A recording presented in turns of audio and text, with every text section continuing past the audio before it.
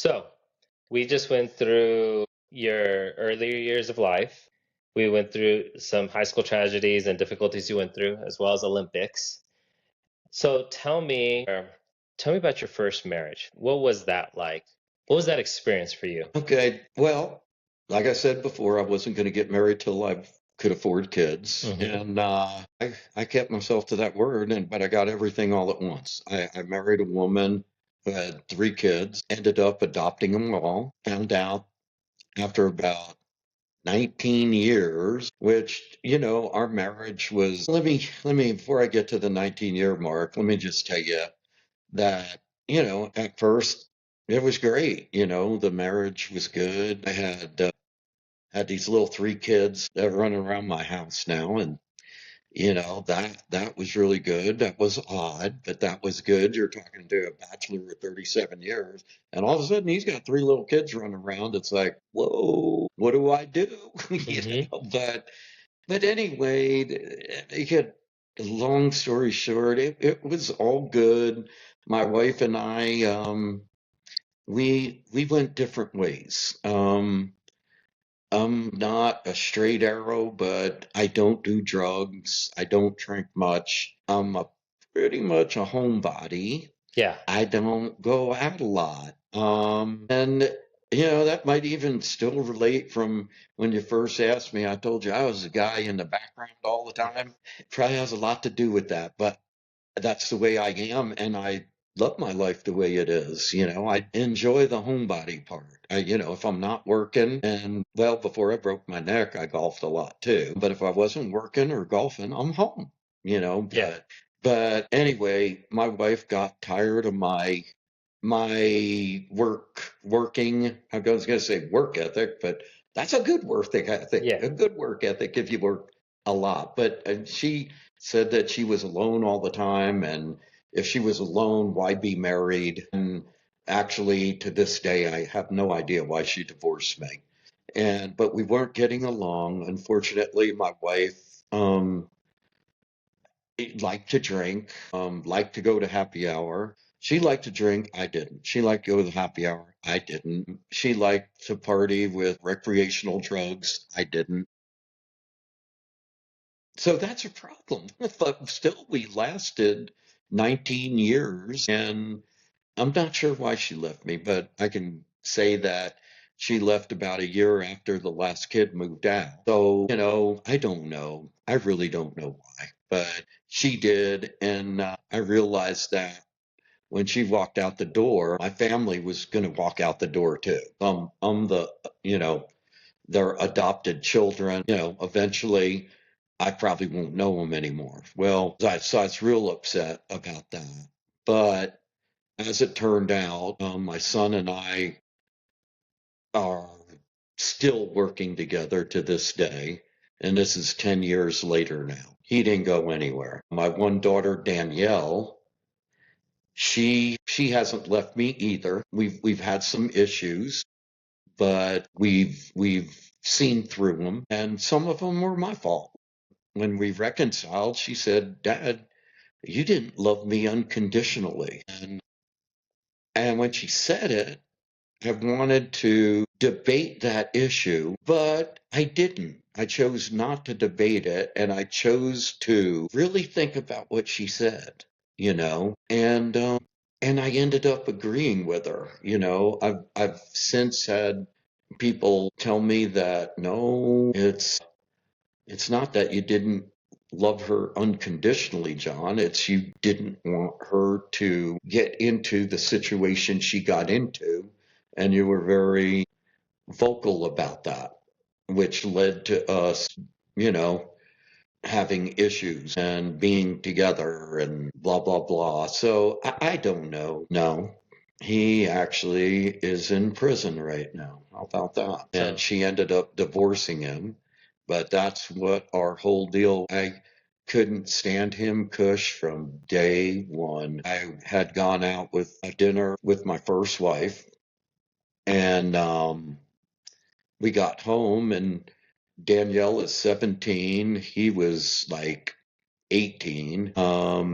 And you can't, the way my house is set up, You can't see the living room from the front door. So I heard my daughter go very incredibly beautifully, nicely go, Daddy, come meet Dalton.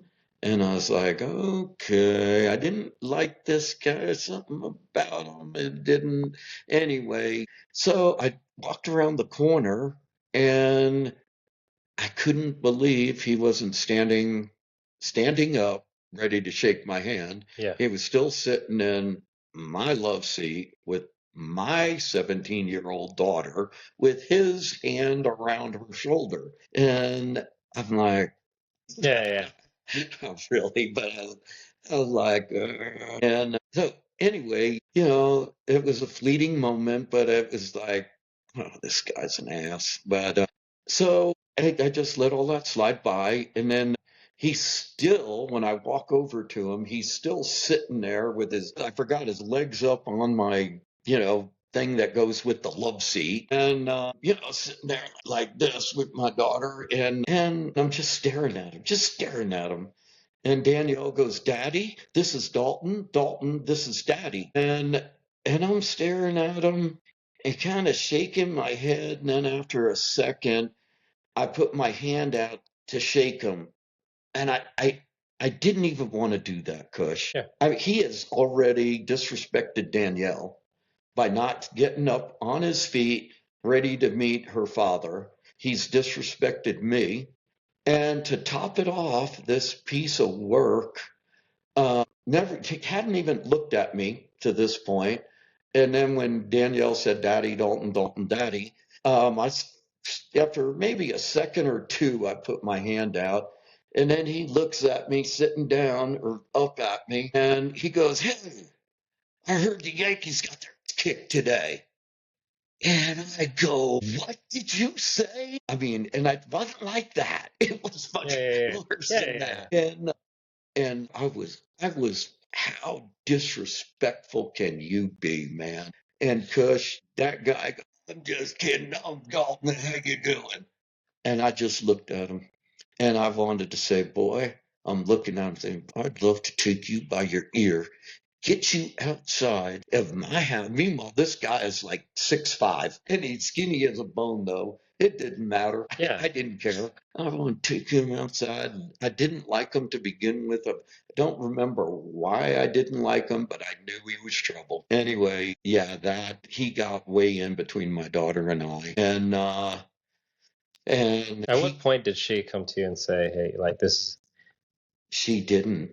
She hasn't apologized to this day. No, no, no. Oh. Like the part where she said that you didn't, how you did not love her unconditionally. How long Oh, ago was that? okay. Okay. So anyway, um, I really was so angry at Danielle for getting involved with a piece of work like that probably, uh, during their wedding, I didn't even want to go to their wedding. Probably She bad. got married. She got married to him, and I disliked him so bad, Kush, and I'm a good person. I am. And I know I am. And I can say that because I know I am. And I would not walk her down the aisle. That's how much I despise this guy. And of course, I should have, looking back at it, I should have. I'll admit that up. I was wrong. But Kush, this guy was a piece of crap, and I didn't want anything to do with the wedding. You know what I wanted? I wanted Danielle back. That's what I wanted. She was 17 years old. And there's a whole nother story here, but let me just tell you that she moved out of my house at 17 years old and went and lived with him and his mother.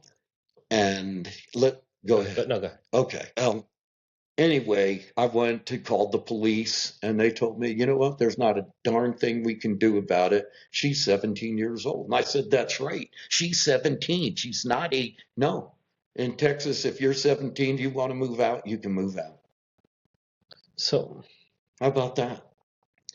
well, were you ever able to, did you ever try to sit down with her and have a conversation?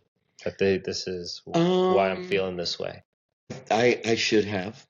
I should have, Kush. I didn't.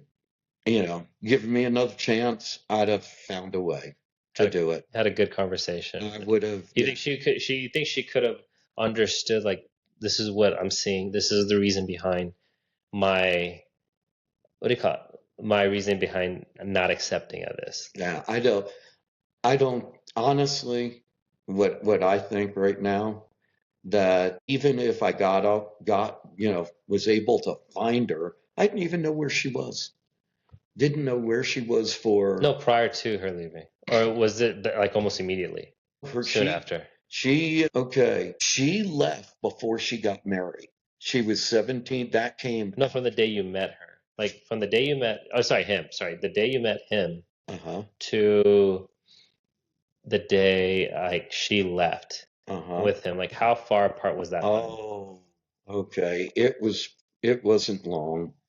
It happened like that, Kush. It was probably no more than a month and a half. And it How's your relationship in like how was y'all's relationship together oh before, like before this before. man came into her life? How was that relationship between you two? Oh man. It was, I thought, absolutely unbelievably good. Hmm. I was looking forward to having her in my house for 2 or 3 years before she moved out. And Hmm. it would have been just the three of us, my wife and me and Danielle. And I was so excited for that. And, it didn't happen that way. She wasn't even done with high school when she snuck and moved out. And yeah, here's what happened. It was Mother's Day, and the high school prom was the day before or the night before Mother's Day. And we told Danielle, be home by like 1 o'clock, 1:30. I don't remember the exact time, but you'd be home. And well, Danielle never came home. And Danielle knew we were having a big Mother's Day party because, all the family things happened at our house, my Hmm. house, whatever. And, my wife's brother and his family, sister and her family, other sister and her family, her mom and dad, um, all the cousins, all the nieces, and there's probably about 40 of us, and one big happy family. Anyway, and the everyone's going to get together, come by the house at about 12 o'clock. And then, we barbecue a dinner by 1, and celebrate Mother's Day. And whoever wanted to leave could leave. Whoever wanted to stay could stay and, play cards, do whatever. And so Danielle knew. So guess what time she got home? She got home about 12 o'clock when everybody was getting Getting there. here. So Getting there. getting there. Okay. And so there was a few people there, and Danielle, hi, Daddy, like nothing. And I go, Danielle, I said, you and I need to talk. I said, but we're not going to do it right now. I said, we're going to have this conversation after everybody leaves. Okay, Daddy. And well, anyway, about 3 hours later, still everybody's there and everybody's eating, and I'm just sitting there. And Danielle comes over to me and says, Daddy, I'm leaving. I'm going over to Dalton's. I said, you are? And she goes, yeah. I go, I said, you know what? I tell you what, here's what we're going to do. There was no one out on the porch. So I said, get your mom, and the three of us are going to have a little talk outside on the porch, okay? And she goes, okay. So she gets her mom, and we're all out on the porch. And I just started, Danielle. I said, where were you last night? And of course, we all know where she was, obviously, where she was and what she was doing. And I didn't like it. Gosh, I didn't. That's my girl. That's my baby girl. And, I told her that, Danielle, you ain't going nowhere. She goes, oh, yes, I am. I'm going to Dalton's. I said, you know what? That's about the last place you'd go. And make a long story short, she just looked at me, looked at her mom, and then she ran into the living room through the back door and ran to the front door. Well, grabbed her purse, ran to the front door, and I was standing there thinking, what are you going to do, John? You're just going to let her run off like that? And I said, well, there's a lot of people here, John. Well, that's your daughter, go get your daughter. So I did. after talking to myself. And so I ran in there and I was able to catch Danielle just outside the front door. And I brought her in, had her in my arms, and she's kicking and screaming. Kind of Yeah. funny now, Kush, but Yeah. anyway, she's kicking and screaming. And I opened up the front door was still open. So I went to shut the front door and she broke free, but her legs were going like this. I wasn't on the rug, and one of her legs, she was moving so fast trying to escape, hit the rug. The rug went flying. She went flying forward and fell on the ground. She's laying like this. And watch my eyes. She was laying like this, looking at me, and she does something like that, and I knew what she was thinking. And I said, Danielle, don't you dare. And Danielle goes, just screams. Everyone in the house screamed. He slammed me to the ground. And I mean, Kush screamed that I slammed her to the ground. And I was like, oh my God. Her grandmother was around the corner. Thank God 2 of Denise's sisters were just right there and saw everything. And she's crying. She's crying. And I was like, oh my God. And then her grandmother came around the corner and told me, you stop manhandling that little girl. I'm trying to tell you. What do you say, Kush? I did not slam her to the ground. And then she got up, and now I don't know, arguing with my mother-in-law about I didn't do a thing. And then the Denise's 2 sisters came over and said he didn't do it. He did not slam her to the ground. And I was like, what? You're standing up for me? And anyway, Annie goes, oh, I'm leaving this. I can't take this violence. And she grabbed her husband and they walked out the door. And then I realized there's some commotion going on in the kitchen. It's my daughter and my wife. And my wife has one end of my daughter's pocketbook or whatever they're called. And Danielle has the other end, and they're fighting with the pocketbook. And Denise say, you're not going anywhere. And Danielle's like, give me the pocketbook. And then at this point, Kush, I was beaten. I was beaten. I was not going to fight no more. And I walked in there and I grabbed both of them and Denise, let go of the pocketbook. Let go of the pocketbook. And then she finally let go of the pocketbook. And I said, Danielle, you want to go? Go. I said, this fight is over. Go. And next day she moved out, Kush. She moved out that piece of work I told you about, and then about 4 months later, she married him. And then about months later, he broke her front tooth. And then Did she come home? no, she went to the Army or the Air Force. She left him and signed up for the Air Force and went to boot camp. How long ago is this? And then she stayed in the boot camp she's in boot camp throughout. And then she went into the regular, Air Force. And then after about a year of that, she applied to go into the reserve. So she wasn't there long. And of course, by that time, it was way over with Dalton. And then, she came back to the house for a little bit and just really trying to figure out what she wanted to do. And then ended up something as basic as it's jewelry, Kush, that cheap jewelry that they have parties for. Well, anyway, this is how talented Danielle is. I didn't know why she was messing with that, but she ended up, one of their top salesmen ended up making, I don't know, quite a bit of money, like $100,000 a year, selling this cheap jewelry and getting people underneath her, blah, blah, blah, blah. And then she met a guy by the name of David who I liked from day one. Yeah, him and I, I've taken David golfing. He just was an excellent person. And in the meantime, I found out that Dalton busted up his next girlfriend and busted up his next wife. And anyway, she pressed charges and he spent like 2 years in prison. Yeah. And now he's out again. And anyway, then Danielle ended up that now about, well, Danielle and I were fine when she got out and then married Dalton. And then she did some, Not Dalton, the other guy. I mean, the other guy, so Yes. sorry, David.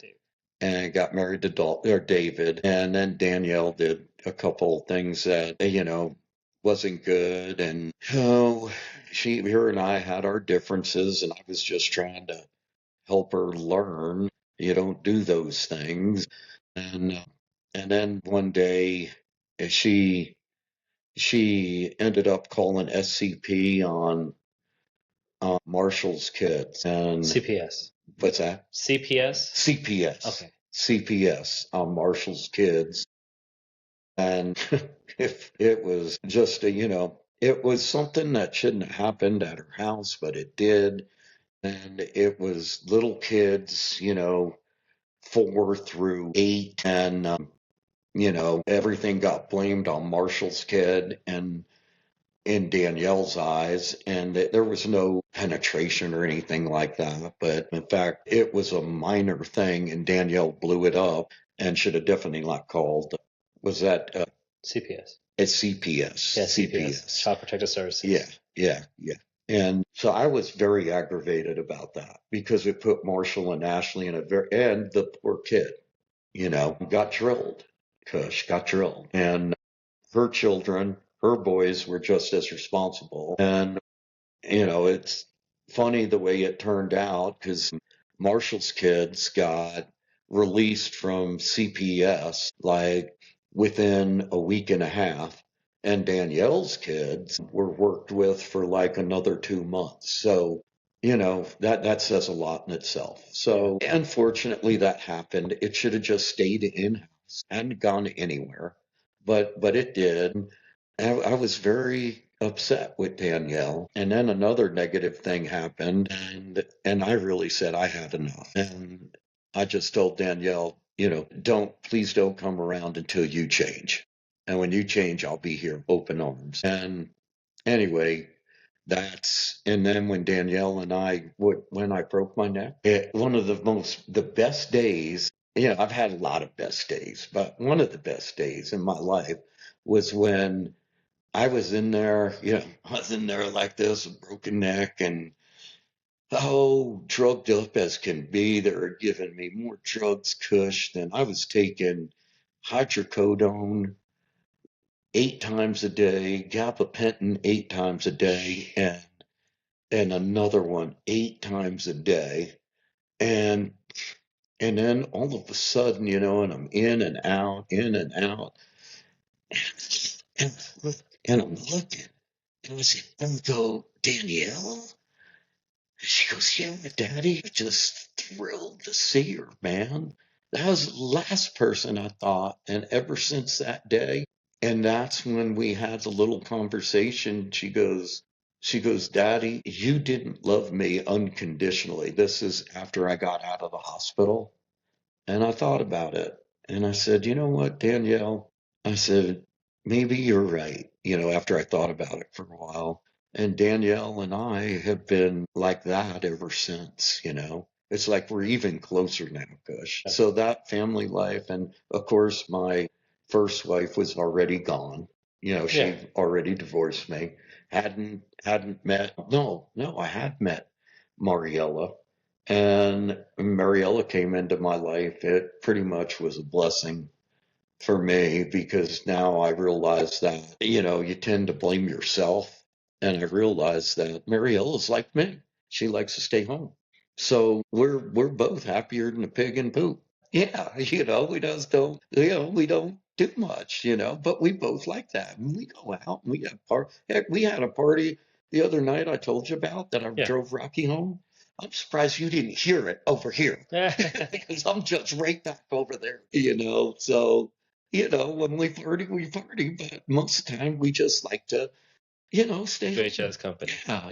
And So my first wife, I don't really know what happened. I don't know why she left me. And I think she just thought that she was alone all the time and unfortunately left probably at about the time that I could start slowing down, and we could do things but so I don't know. I really Well, I mean, it sounds like she in a relationship she wanted something right. different than the kind of lifestyle That's right. you are more comfortable with. That's right. And Kush. so I'm Yeah. hoping, I guess that means that she found somebody that she enjoys that kind of lifestyle with, but you don't know. Well, I do know, and it saddens me. It doesn't break my heart, but I'll always ask Danielle or Marshall, "So how's your mom doing?" Blah blah blah. And Danielle told me. I said, "Why doesn't she get married, Danielle?"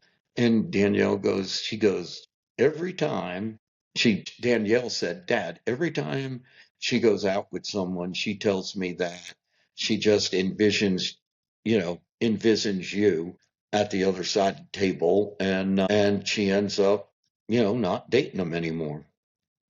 And I'm like, well, why'd she leave me? Look. Yeah. Weird, Well, Kush. no, it's not that. It's something that, you yearn for something that you have, there's no, you don't have to dress up for it. You don't have to Yeah, be ready for it, whatnot. This is like they know you in and out as you know them. yeah. And so, it was just maybe she was looking for excitement at the time, I think but so. it was maybe a more short-term excitement. And it just, Yeah. but unfortunately, you Unfortunately, guys found right, different directions of life that you wanted. And so right. And I just wish she would find someone that make her happy. I do. I hope that for her. we've talked about, so your second marriage. What is it that, are you guys married? Sorry. Yeah. Okay, so in your second marriage, what is it that you go, okay, when you found your second wife, what was it that you go, okay, like XYZ I need. XYZ I can compromise, and then things that I cannot compromise. Kush, this is gonna blow you away. Okay. I never had that conversation with myself about her. But I did have a conversation with myself and really didn't share it with anyone else. And well, not really. I did not share it with anyone else, just myself. Um, Never asked for advice from anyone, blah, blah, blah. Hmm. But I had, uh, I had met Marielle on a fishing trip, okay, in Costa Rica with my brother-in-law, and we ended up texting each other for about a year, Hmm. maybe, and because I didn't know a word of Spanish when I met her. Yeah. She didn't know a word of English, so all we did when I met her is use translations, and we both had fun Yeah. doing it. We did. So when it came time for me to go, I just told her, hey, I'm going to text you from America because it doesn't cost anything with what's up. And in fact, they told me about that. And I Yeah. said, okay. So then we ended up texting each other, and then I finally came to the point where I said, you know what, it might be time for us to meet. So I flew down to Costa Rica. She lives in Dominican Republic, but she was working in Costa Rica. We're in Okay. Costa Rica. What's that? We're in Costa Rica. Oh, we're in San Juan. Okay, San Juan. San Juan, Okay. in that city there. And all she was working with was, I really don't know to this day if she was a hairstylist or she was just helping them. If she wasn't a hairstylist, there's no help you can give. So she had to be doing something. I don't know. But to me, it didn't matter at the time. I didn't care. So anyway, we stayed there. She lived with her sister. So anyway, stayed in the Barcelona. Remember that from 10 years ago, and I can't remember to get your bleak fixed here because but anyway, Barcelona, and I flew there to Costa Rica 2 times, and then we decided that she was going to come over and stay with me for a while. Hmm. See if that works. She liked me, I liked her, and so she ended up having trouble getting a visa, but she finally got a visa and she came over. Well, what happened while she was here? Her visa wore out. And she goes, John, do you know my visa wore out or went out? And I said, no. And she goes, yeah. She goes, so when I leave, I can't come back again, you know? And she was there for quite a while. I mean, quite a while, like 3/4 of a year, Yeah. maybe more. I don't really remember, but and and I go, well, just get another one. She goes, I won't be able to get another one. She goes, I either stay here or I go back. And I said, Mariella, if you go back, I said, I'm not moving to Dominican Republic. You can't move here. So we got to decide what to do. And she wanted to stay there, but if she stayed here, I'd have to marry her. That was the only way it was going to happen. Yeah. So I had to make a decision. And that's the decision I had to make. Do I take a chance? Maybe she's playing me to get him, Yeah. Yeah. and Green card. yeah. And I said, maybe it won't work out, maybe. And then I said, and I had decided, weigh that against, do I at least want to try to find out? Because I do like her, or do I just let her go and pretty much never see her again? Maybe fly over there, another time or two, but that's all it would ever amount to. And so Kush, I liked her enough and I thought I knew her well enough that I was going to try it. I was going to give it a chance. So I married her and I'm glad I did, because I didn't know at the time. Yeah, she could have, I really thought that, well, she probably just wants a American, to be able to be here. I Yeah. mean, that definitely crossed my mind. And then I was like, but no, she ends up being one of the more beautiful things in my life, not looks wise, but heart wise, Yeah. she's that good of a person. And then I got to know people in Dominican Republic because now she's not working anymore. Yeah. So we go back and visit her parents and Kush. We think we're so family oriented here. Hmm.